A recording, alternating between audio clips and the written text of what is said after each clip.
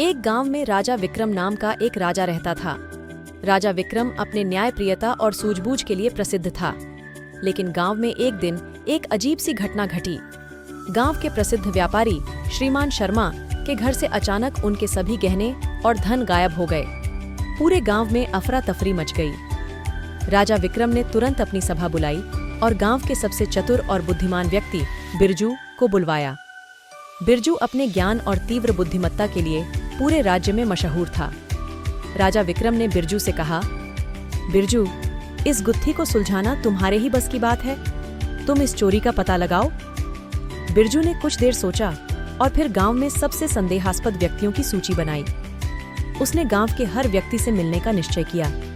पहले दिन उसने गांव के लोहार रघु से मिलना तय किया। रघु ने बिरजू को बताया कि चोरी की रात उसने कुछ अजीब सी आवाजें सुनी थीं, लेकिन उसे लगा कि कोई जानवर हो सकता है। दूसरे दिन बिरजू ने गांव के नाई मोहन से मुलाकात की। मोहन ने बताया कि चोरी के दिन उसने शर्मा जी के घर के पास एक अजनबी व्यक्ति को देखा था, लेकिन वह व्यक्ति जल्दी ही गायब हो गया। तीसरे दिन बिरजू ने गांव के स्कूल के अध्यापक गुप्ता जी से मुलाकात की। गुप्ता जी ने बताया कि उन्होंने चोरी की रात शर्मा जी के घर के पास किसी को भागते हुए देखा था, लेकिन अंधेरे में वह पहचान नहीं पाए। बिरजू ने हर एक से मिली जानकारी को ध्यान से सुना और विचार किया। उसने समझा कि चोर बहुत चालाक है और उसने अपने निशान छुपाने की पूरी कोशिश की है। लेकिन बिरजू की तीव्र बुद्धि ने उसे एक सुराग दिया।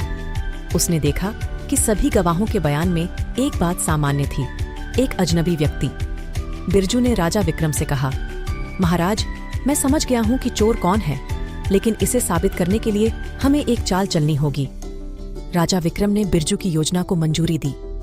अगले दिन राजा विक्रम ने पूरे गांव में एक घोषणा की कि चोरी की गई सभी वस्तुएं एक विशेष कमरे में रखी जाएंगी और जो भी असली मालिक है वह आकर उसे पहचान लेगा। बिरजू ने उस कमरे में एक गुप्त कैमरा लगा दिया।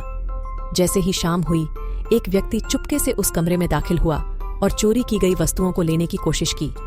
कैमरे में वह व्यक्ति साफ साफ दिखाई दे रहा था।